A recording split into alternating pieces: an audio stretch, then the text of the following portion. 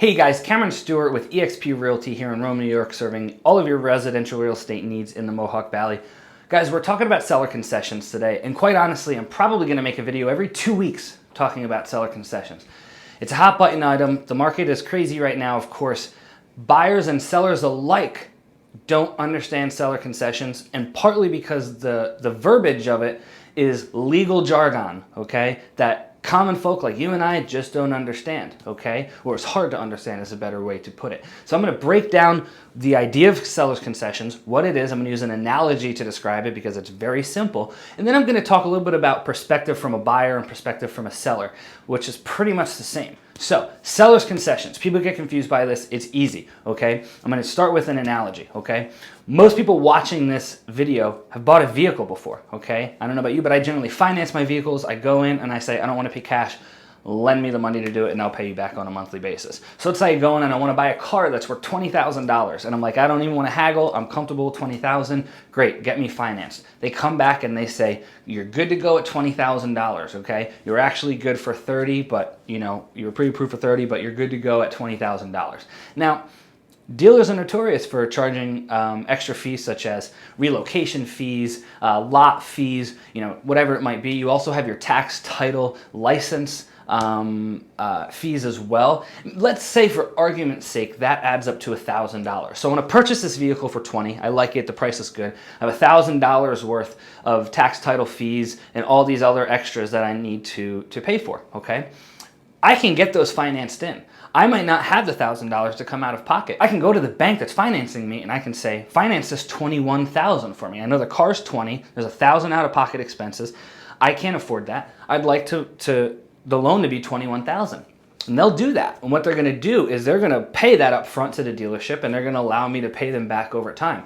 The dealership is comfortable with the fact that I'm paying the $20,000 for the vehicle. They're comfortable that I'm paying the $1,000 for the extras, okay? They're comfortable that I'm paying the $21,000 overall. The bank's gonna pay them the $21,000 and I'm gonna pay them that extra $1,000 back along with the $20,000 for the car. That's a concession. The dealership is allowing me to pay $21,000 in a loan with everything, okay?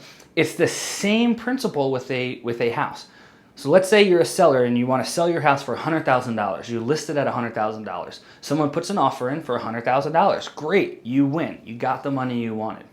All right. However, we know that when you're buying a house, there are a lot of out-of-pocket expenses. So for example, let's say you're buying a $100,000 house on an FHA loan. You're required to put 3.5% down, which is $3,500, okay? Then you're gonna have closing costs. Let's say the taxes on this home are $3,000 a year, okay? You might have to put down another $5,000 in closing costs, all right? So now you're at $3,500 plus $5,000. You're at $8,500.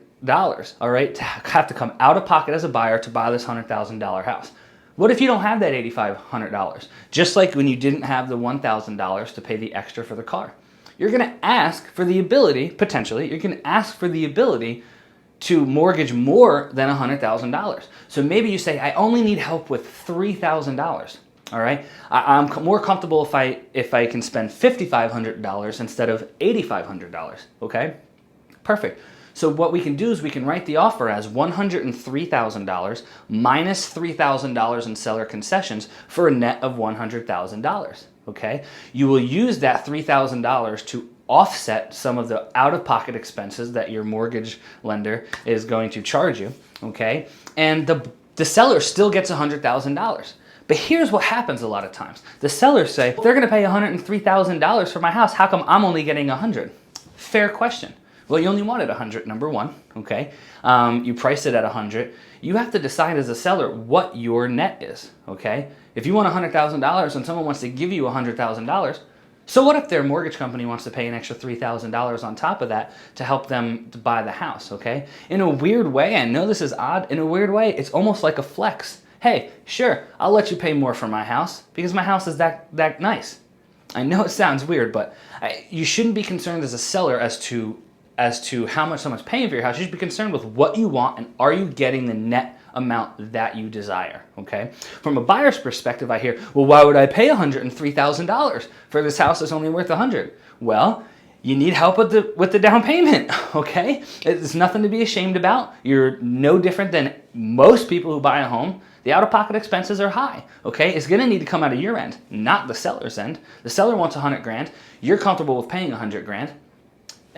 You know, you might have to pay 103 to help you, have $3,000 to help you with your down payment costs. It shouldn't come at the expense of the seller, because the seller's not the one who doesn't have the down payment ready, okay? And once again, don't be ashamed of that, all right? The one thing you have to be really concerned about is the appraisal, okay? So in this example of a home listed at $100,000 and being sold for 103 minus $3,000 for a net to seller of 100,000, it still has to appraise for $103,000. So from the seller's perspective, you just have to make sure that the concessions you're offering are reasonable and are going to appraise, because if not, and it doesn't appraise, the buyer might not be able to buy the house, and with an appraisal contingency, they can drop the contract. From a buyer's perspective, it's almost the same, okay? You wanna make sure that A, you're not overpaying for the house. Is the $3,000 extra overpaying and putting you in a bad situation in the market? If the answer is no, okay. The next question is it gonna appraise at $103,000, okay? Generally speaking, if you're overpaying, you have to worry about appraisal, okay? But if you can answer no to those two questions, all right, you're not gonna be overpaying and you're not gonna have appraisal issues, then it might be worthwhile to ask for those 3,000 concessions. So folks, I hope this cleared it up. I'm going to continue to talk about this probably every 2 weeks. I want to make sure that everyone understands this, whether you're a seller or a buyer, so we don't have to figure it out when we're in the offer process, okay? I'd like to know about it now, understand how it can benefit you as a seller, how it can benefit you as a buyer, what the cons are as a buyer, what the cons are as a seller, okay? Any questions, comments, concerns about this, please give me a call, 315-351-2765, or log on to www.homesbycameron.com. Heck, you can even drop a line here right on Facebook, okay? But seller's concessions, we'll be talking about it more. Call me if you guys have any questions. Thanks.